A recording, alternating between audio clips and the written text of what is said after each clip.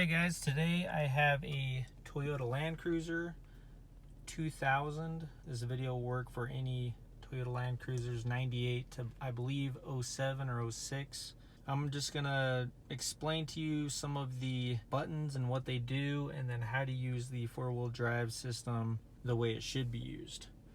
Okay, so the first thing, this right here is how you switch from high to neutral to low. So for normal driving, you're going to want to have this in the high position, and then you're going to want to have this turned off. So if it's turned on, it's going to have these two lights right here on. If you hit the switch, it's going to turn those off. So that's how you want to drive if you're just driving regularly in regular conditions. Another way you're going to do it is if it's in high, but your center diff is locked. You're going to use this when you need more traction or when you experience a loss of power, such as wheel slipping, in the center differential unlock mode. So this locks the diff, I would say regular driving, but in the snow or in slippery conditions. So maybe highway driving or something like that. Okay, we're going to turn it off again. Neutral, you usually never really use neutral just because you can put the vehicle in neutral itself, but that is there too. The low position, if you just put it in low and don't put the center diff lock on, that's going to be when you're wanting to climb or descend steep hills, off-road driving, or when you're pulling stuff in the sand or mud. And then if you're going to use the center diff lock while in low position, that's going to be probably extreme conditions. So that's going to be if the low doesn't work and you need more traction, then you want to lock the center differential on that. So that kind of explains this button and this lever right here. Now we're going to talk about the power and the second start buttons. So if you're driving in the power mode, this mode, if you press the button, so let's press power, this light right here is going to say ECT power. And this mode, the transmission is shifted up and down at a higher vehicle speed than in the normal mode, and a more powerful acceleration is achieved.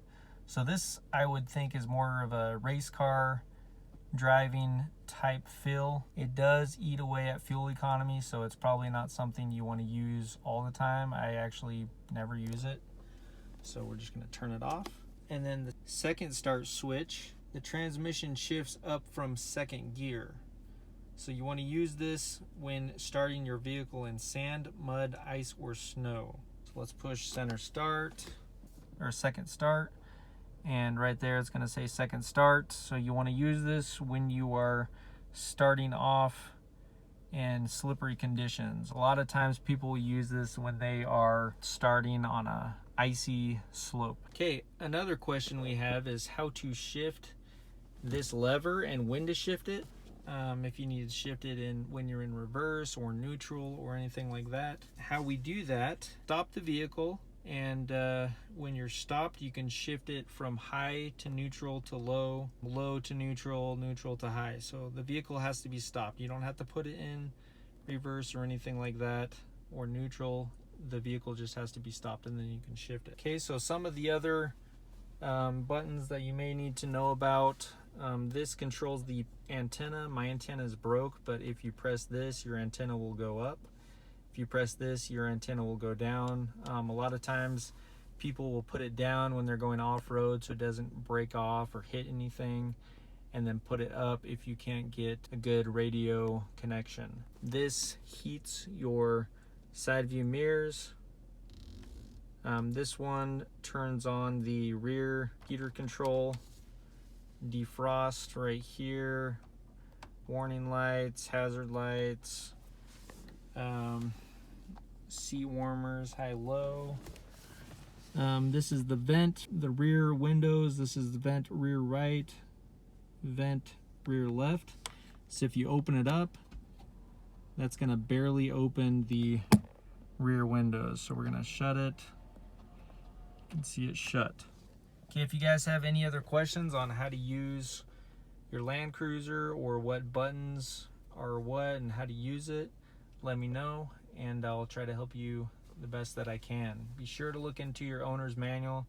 That's where you find most of this information, and it has a lot of information about this vehicle. Thanks for watching.